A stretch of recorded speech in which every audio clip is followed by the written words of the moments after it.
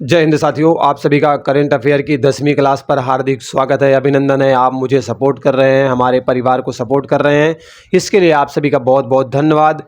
जिन भी परीक्षाओं में करंट के सवाल आते हैं बेटा, आप बिल्कुल सही जगह में आए हो, छोटी परीक्षा हो या बड़ी, क्योंकि करंट तो भैया करंट होता है और उड़ा के रख देता है। प्रश्न नंबर 1 दिया गया है कि बिहार सरकार के द्वारा तकनीकी शिक्षण संस्थानों में जो IT नेटवर्क है उसको मजबूत करने के लिए एक प्रोजेक्ट लॉन्च किया है, एक प्रोजेक्ट चलाया है, जिससे कि जो भी टेक्निकल क्षेत्र के शिक्षण संस्थान हैं वहाँ पर जो IT सेक्टर है ना, IT नेटवर्क है, उसको ठीक ठाक तरीके से बढ़ाया जा सके, काम में लाया जा सके। तो उस प्रोजेक्ट का एक्चुअली में नाम क्या है ये आपसे जानना चाहता है, जो कि आपके बिहार सरकार के द्वारा लॉन्च किया गया है।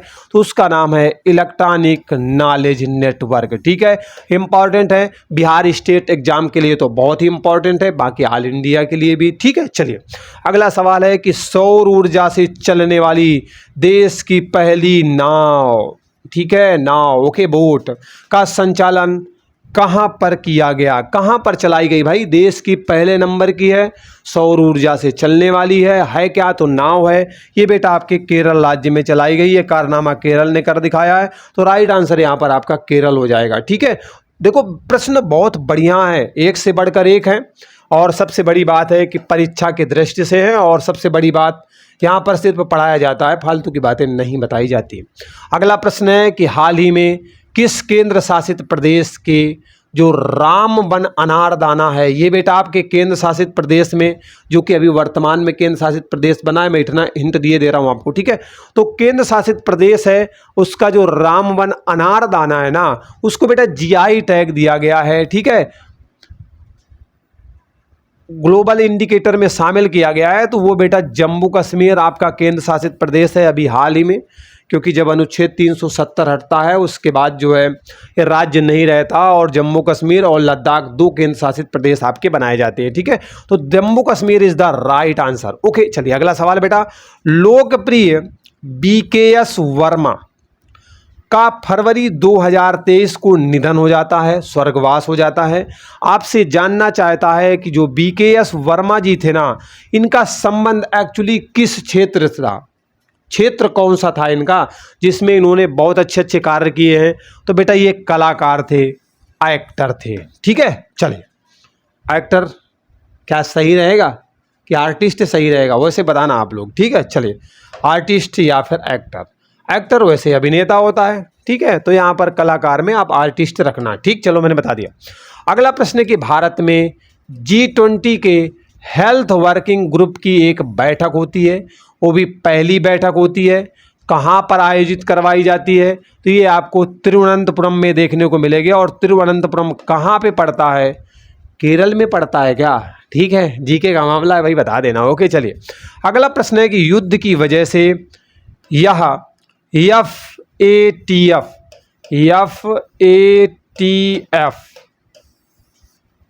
Financial action task force actually क्या होता है ना बेटा, कि किस देश में गलत तरीके से, हवाला के तरीके से, विभिन्न माध्यमों से ब्लैक मनी को वाइट मनी में कन्वर्ट किया जाता है, तो उसकी निगरानी जो है आपकी FATF करती है, और उसी हिसाब से किसी को ब्लैक लिस्ट में, किसी को ग्रे लिस्ट में डालती है। और भैया ब्लैक लिस्ट में गए तो समझ लेना बेड़ा गर्क हो जाना है, जो अर्थव्यवस्था है ना वो बिल्कुल सत्यानाश हो जाती है। तो युद्ध की वजह से, युद्ध से समझ गए होंगे, रूस का मामला चल रहा है, यूक्रेन का मामला है, तो FATF ने किस देश की सदस्यता को निलंबित कर दिया है? तो इसका सही आंसर है रूस है, क्योंकि रूस पर ही गाज गिरेगी, क्योंकि यूक्रेन को तो सपोर्ट भैया सब तरफ से मिल रहा है, तो कहीं ना कहीं कुछ ना कुछ तो होता ही है। ठीक है, चलिए ये बात समझ में आ गई आप सभी को, आगे बढ़ते हैं। अगला सवाल बेटा आपका दिया गया है कि भारत में इंटरनेशनल टेलीकम्युनिकेशन यूनियन का जो क्षेत्रीय कार्यालय है वो कहाँ पर खोला गया है? प्रश्न है कि इंटरनेशनल टेलीकम्युनिकेशन यूनियन का जो क्षेत्रीय कार्यालय है, रीजनल कार्यालय है, रीजनल ऑफिस है, वो एक्चुअली भारत में कहाँ पर खोला गया है? तो नई दिल्ली में खोला गया है। ठीक है, राजधानी में हमारे खोला गया है। अगला सवाल है बेटा कि संयुक्त राष्ट्र ने किस भारतीय और कनाडाई बेस्ड है, ठीक है, और पोषण अभियान चलाया जाता है आपके संयुक्त राष्ट्र संघ के द्वारा। ठीक है, तो उसमें जो पोषण अभियान के जो स्केल इन न्यूट्रिशन मूवमेंट है, इसका संयोजक किसे बनाया गया, एक्चुअली ये जानना चाहता है। फिर से मैं थोड़ा एक्सप्लेन कर देता हूँ। संयुक्त राष्ट्र संघ के द्वारा पोषण अभियान चलाया जाता है और उसका नाम होता है स्केल इन न्यूट्रिशन मूवमेंट। इसका एक संयोजक किसी व्यक्ति को बनाया जाता है। आपसे जानना चाहता है वो संयोजक बना कौन है, ठीक है। तो आसफा खां इज़ द राइट आंसर। ये आपकी संयोजक बनाई गई हैं और ये भारतीय कनाडाई बेस्ड की हैं, ठीक है, मतलब यहाँ से बिलोंग करती हैं। ओके, मूल की हैं जिसको आप कहोगे ना, भारत कनाडाई मूल की महिला हैं, ठीक है, नाम आसफा खान। ओके, चलिए अगला सवाल। हाल ही में 19वें नंबर की वार्षिक राष्ट्रमंडल संसदीय संघ के जो जोन 3 वाला सम्मेलन है वो कहाँ पर आयोजित किया गया है, ठीक है। सवाल है कि 19वें नंबर का जो वार्षिक राष्ट्रमंडल संसदीय संघ के जो जोन नंबर 3 वाला सम्मेलन है ना, वो कहाँ करवाया गया है, तो गंगटोक में करवाया गया है। प्यारे बच्चों, गंगटोक किसकी राजधानी है, ये आप लोग कमेंट बॉक्स में बताने वाले हो। मार्च 2023 की बात है।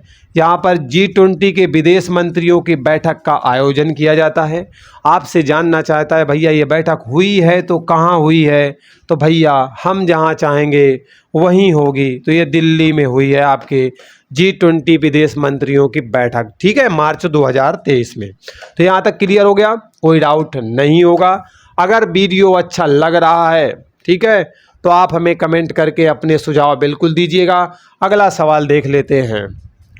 अगला प्रश्न है कि किस देश के प्रधानमंत्री ने G7 है, G7 ग्रुप 7 का सम्मेलन होने वाला था, तो भारत को गेस्ट कंट्री के रूप में आमंत्रित किया है कि तुम हमारे अतिथि हो, और अतिथि देवो भव हमारे यहाँ का वाक्य भी है।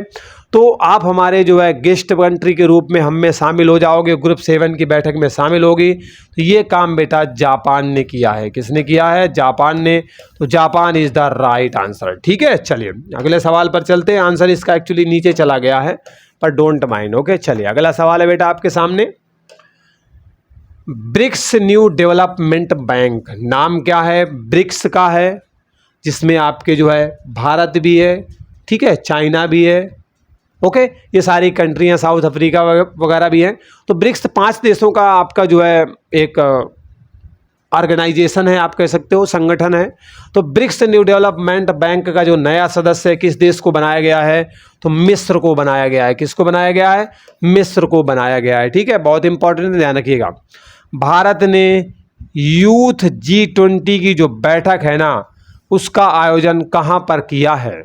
एक्चुअली भारत ने यूथ G20 का आयोजन इसलिए लेह लद्दाख में करवाया है ना, चीन को जवाब देने के लिए, कि आप हमें हल्के में मत समझिए। वो दौर नहीं है जब आपने चढ़ाई कर दी थी और युद्ध किया और कहीं ना कहीं हमें जो है असफलता मिली थी।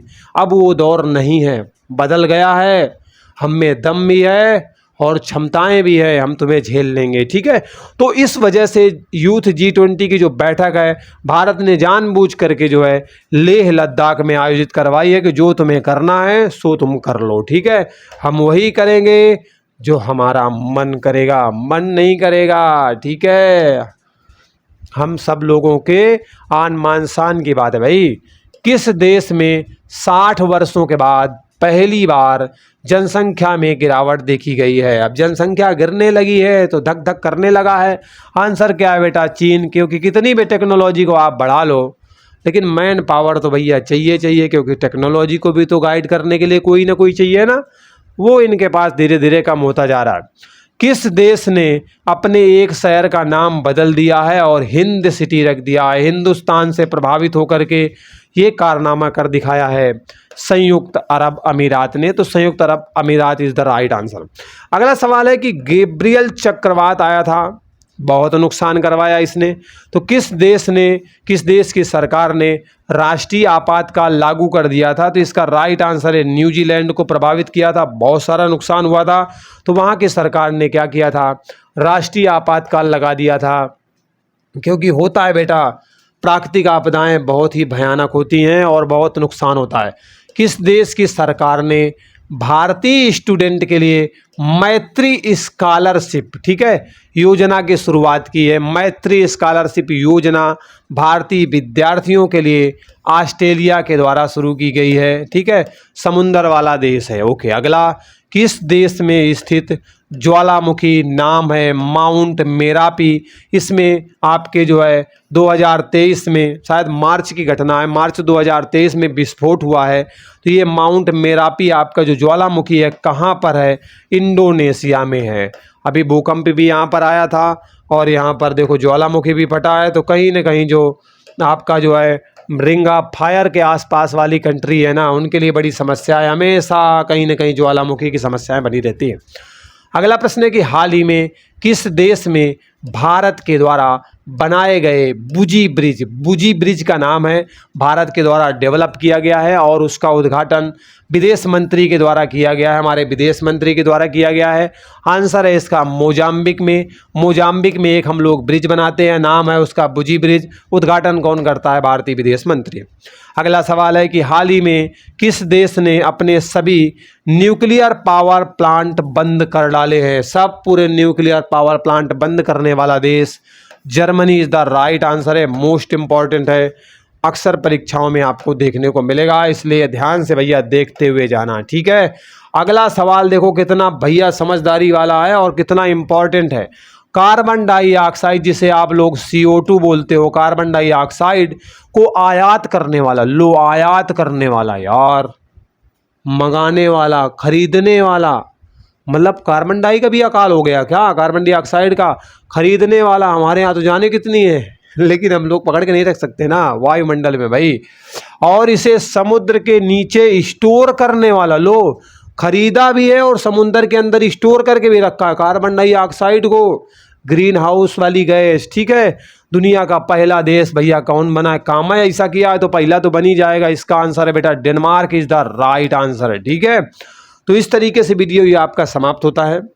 मैं आशा करता हूँ कि वीडियो आपको अच्छा लगा होगा। अगर अच्छा लगा है तो उत्साहवर्धन के लिए एक लाइक कर दीजिएगा, कमेंट कर दीजिएगा और हमारे परिवार से आप जुड़ना चाहते हैं तो चैनल को सब्सक्राइब, बेल आइकन को प्रेस, नोटिफिकेशन को ऑन जरूर कीजिएगा, जिससे कि वीडियो लहराते हुए आपके पास समय समय पर पहुंचते रहें और आप अपनी तैयारी को तेज़ी के साथ आगे बढ़ाते रहो और माँ बाप के सपनों को हकीकत में बदलो जल्दी से, ठीक है। चलिए मिलते हैं अगले वीडियो में नए अपडेट के साथ। बाय बाय, टेक केयर, जय हिंद।